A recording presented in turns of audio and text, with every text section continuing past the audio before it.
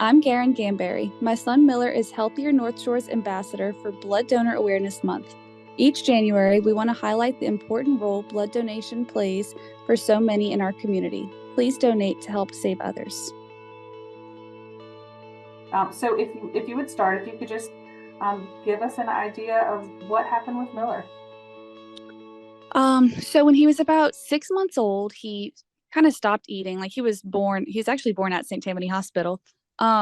He was a big old boy. Like they expected him to be 10 pounds, and he was 2 weeks early and he was over 9 pounds. So he was a big boy and always loved to eat, never shied away from food. And around 6 months old, he stopped eating. So we started going to his pediatrician and we were just trying to figure out like what was going on. So that went on for about a month.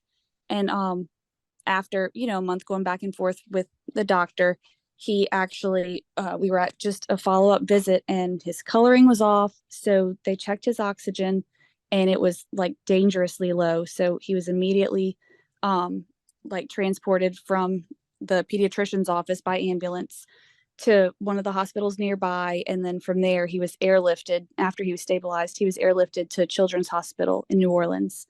And they had determined that he had pneumonia, and they didn't know what kind of pneumonia at first. It was just, they were like, oh, it's because of aspiration. Like they kind of said he wasn't eating because he had reflux, and the reflux caused aspiration pneumonia. And so that was, what was decided. Well, after a few days, the it wasn't getting any better. Like he was getting worse, and he ended up having to be intubated after a few days. So that was very scary. Um, and about a month later, like they couldn't figure out what was going on because he just wasn't, he wasn't really getting better. And so after a little bit, they determined he had a very rare form of pneumonia that only kids that are immunocompromised get.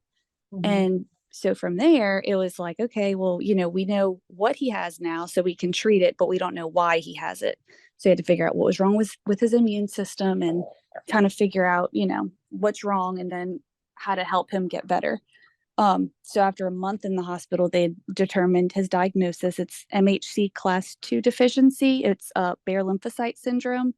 And basically he had no immune system like at all. So he needed a bone marrow transplant. So we met with the transplant team and all that. And, he had to be the match registry. Like we had to wait for a donor. And thankfully somebody agreed to donate to him. And that was like January that they had agreed. So by the end of January, early February, we're ready. We're going in for his bone marrow transplant. And the first transplant ended up failing. So he had to have another transplant. But with bone marrow transplants, like a lot of kids, need like blood transfusions. They get low platelets. They're not producing anything on their own. So it was kind of, after two transplants, it was, things were kind of getting crazy. And he's had several complications since. He had VOD.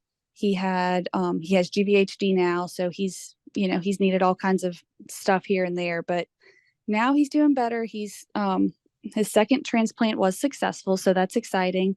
But now we're just trying to manage it, like try to, get used to life while he's rebuilding his immune system.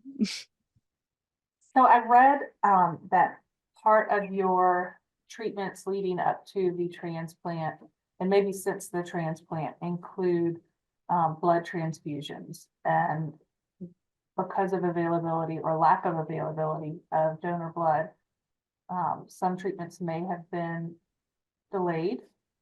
Yeah, so there was one day, well, it was actually during the transplant, because thankfully he didn't need any before. He did get the IVIG infusions, which I think that does come from I might be wrong about that though. I think that does come from blood donations. Okay. It could be from something else, but y'all may have to look into that. But he would get the IVIG infusions, and that basically like gave him like an artificial immune system. So it's like donated from. That's why I think that it could be like plasma or platelets that it comes from. I'm not totally sure, but he did get that for several months before going in for transplant.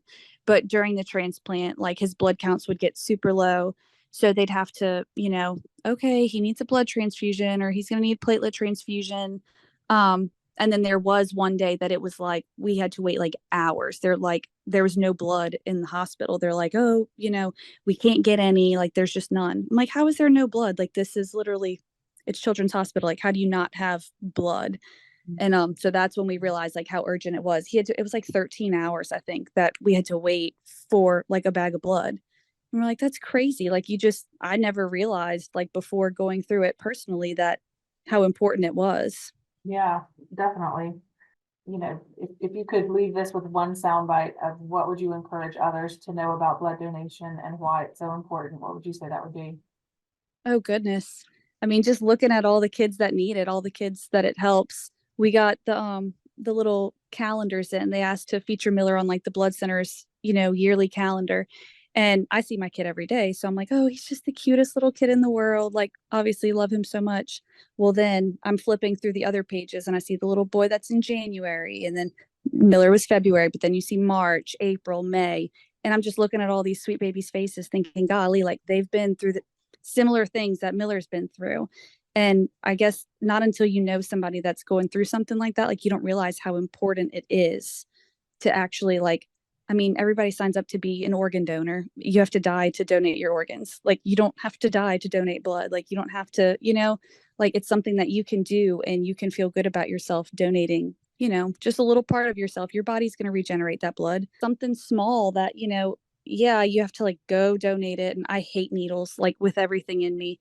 But it's like, okay, you go and it's over with. Like you're literally saving a child. Like you're helping a child overcome something in that moment. You're donating however much blood, like a pint of blood, however much blood you're donating, like how many babies are you helping do Mhm. that?